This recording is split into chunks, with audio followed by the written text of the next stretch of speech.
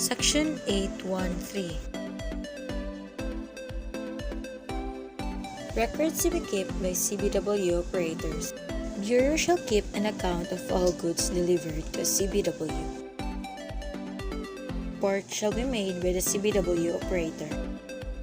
All documents shall be kept for 3 years. Section 814. When goods are admitted and withdrawn. Imported goods shall be admitted into a free zone and are electronically lodged together with the required documents at the time of the withdrawal from the free zone.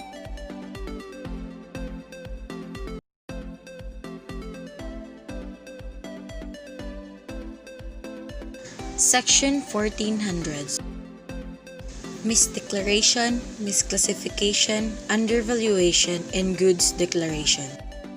What is misclassification, misdeclaration, and undervaluation? Misdeclaration refers to quantity, quality, description, weight, or measurement of the goods.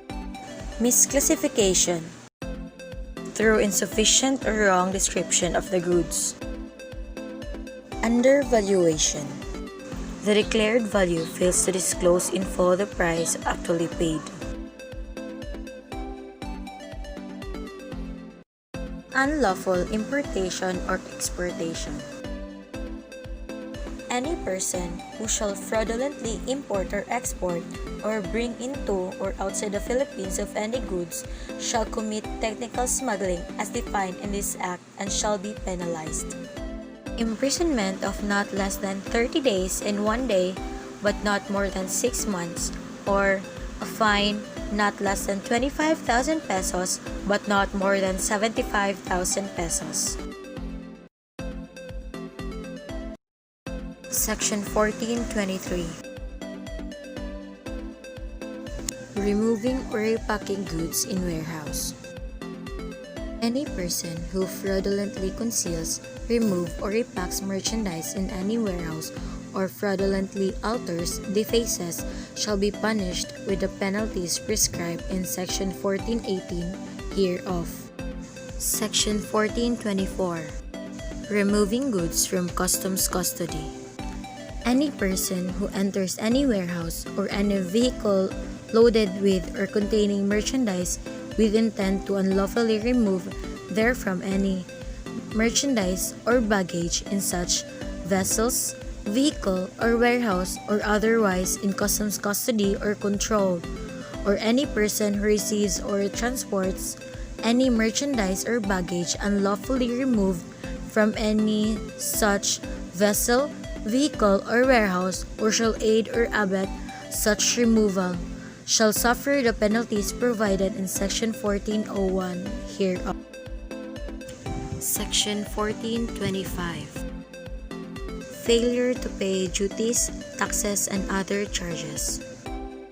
For failure to pay the duties, taxes, and other charges of an assessment within 15 days from date of final assessment, a surcharge of 10% of the total assessed amount or balance thereon shall be added and collected, which surcharge shall be increased to 25% if the delinquency lasts for more than 1 year.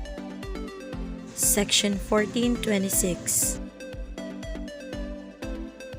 Breach of security.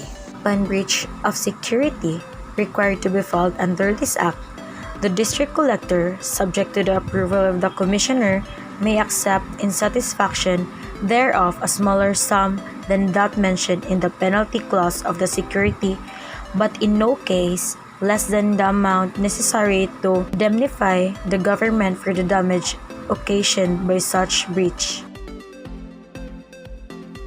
Section 1427.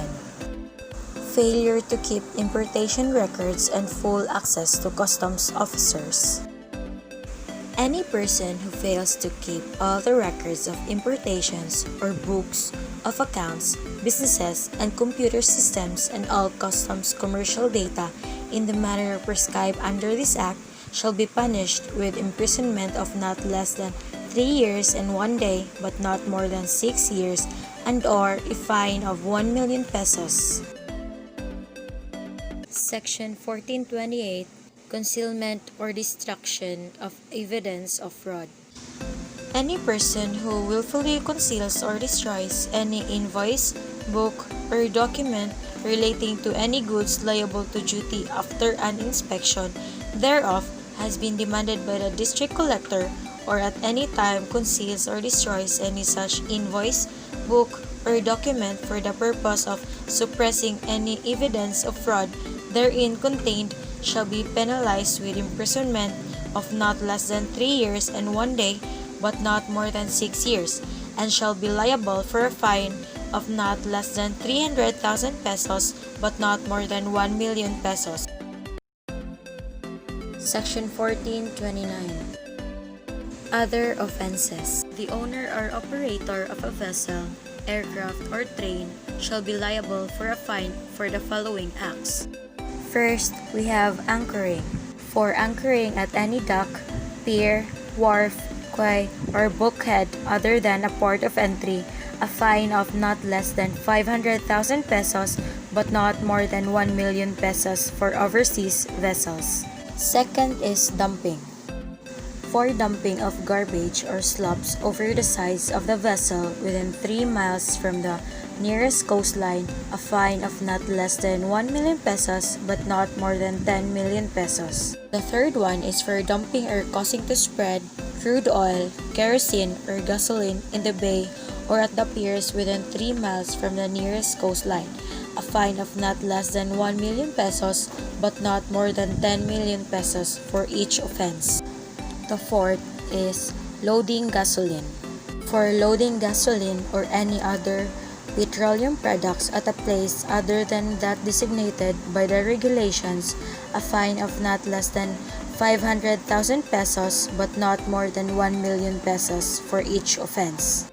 The fifth is causing the emission and spread of harmful gas, fumes, and chemicals. Fine of not less than 1 million pesos but not more than 10 million pesos for each offense. The last one is for transporting. For transporting hazardous waste, radioactive waste, and other toxic substances as provided under the Basel Convention and Republic Act No. 6969, otherwise known as the Toxic Substances and Hazardous and Nuclear Waste Control Act of 1990.